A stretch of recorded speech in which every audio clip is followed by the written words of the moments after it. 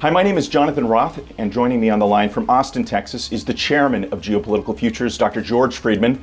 Dr. Friedman, thanks so much for joining me. We want to talk about what's happening in the Korean Peninsula right now. Things there continue to move in a very troubling direction. The new president of South Korea, that is President Moon, he was elected on a platform that would essentially engage in dialogue with North Korea. And even as of today, he has approval rating of over 70% in the country. At the same time, the North Koreans just tested a hydrogen bomb here about a week and a half ago. There are a lot of rumblings that they're about to test another intercontinental ballistic missile. To what degree do you think, because I think this is the question that frames everything right now, to what degree do you think South Korea will go to avoid a conflict with North Korea? Well, ask the question, to what degree would Canada go not to have Toronto destroyed? Quite a ways.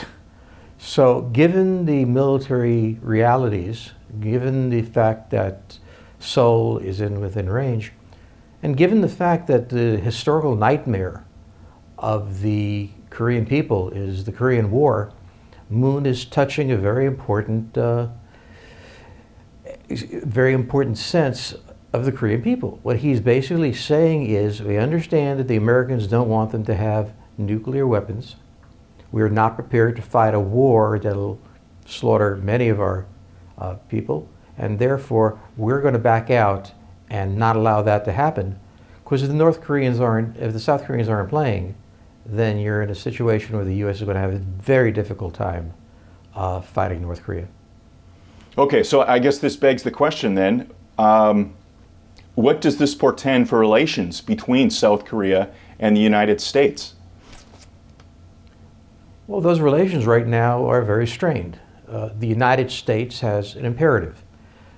It does not want North Korea to be able to fire nuclear tipped missiles at the United States. The South Koreans do not want to see the peninsula turned into a bloodbath. So the United States really can't live with a nuclear North Korea.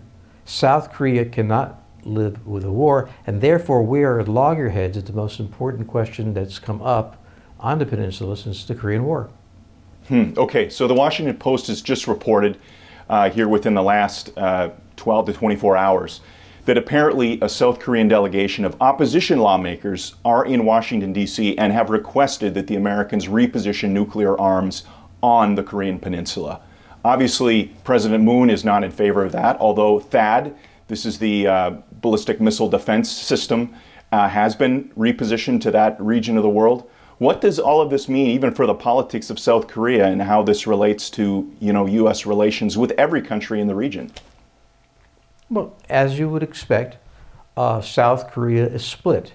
The public is overwhelmingly in favor of Moon, but the more traditional party is advocating the traditional strategy, which is that the United States would wage war against North Korea.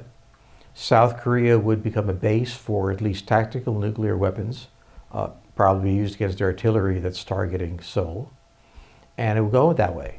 But right now, the people who came to Washington to make this plea are pretty irrelevant.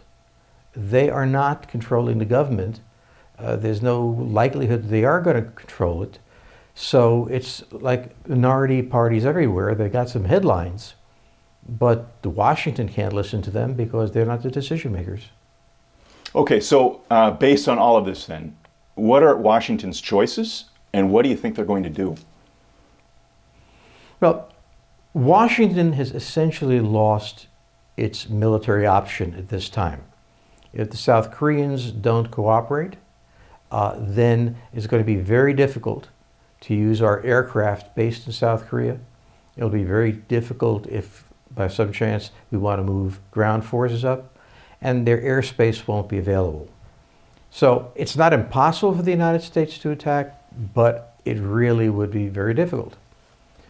So if the United States loses that option, okay, the problem then becomes what happens to the relationship between the United States and South Korea, and more importantly, what is the North Korean price going to be for the South Koreans for not initiating combat themselves?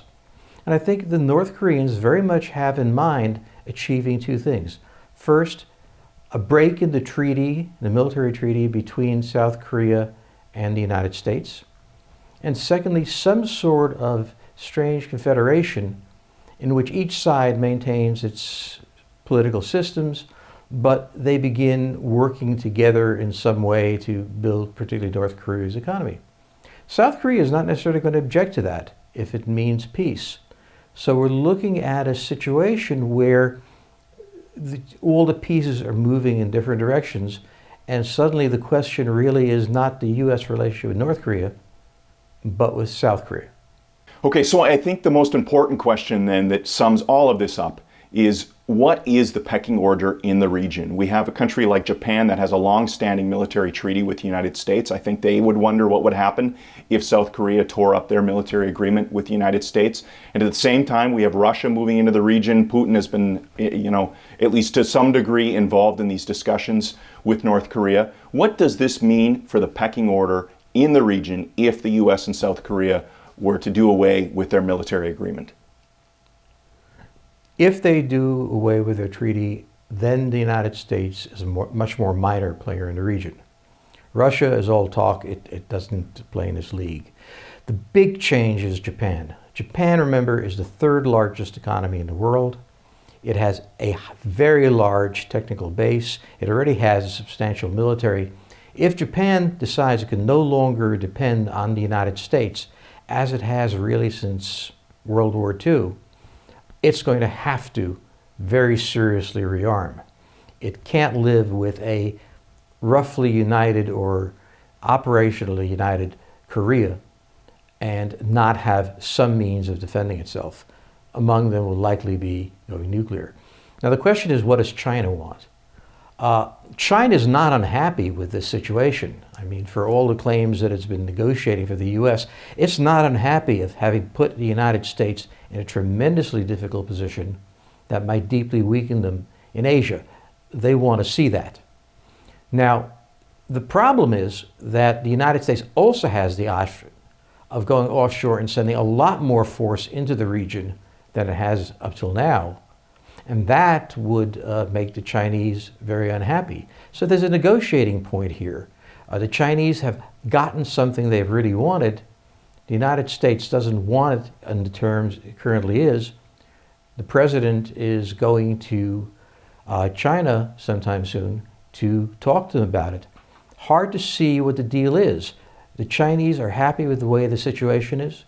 And if they try to bail the U.S. out, and maybe they can, maybe they can't, but even more, they're going to want a very high price from that. And I suspect the high price is going to be economic, that the United States simply back off any demands for reform. But that's a guess, because really we right now are in a place where nobody expected to be. Everybody thought that the decision makers were in Washington and Pyongyang. It turns out that the real decision makers on which way this is going to go are in Seoul, and they've made a decision to go in a certain way. That makes everything up in the air. Well, we're going to be watching developments here very closely. Dr. Friedman, thanks so much for joining me. Thank you.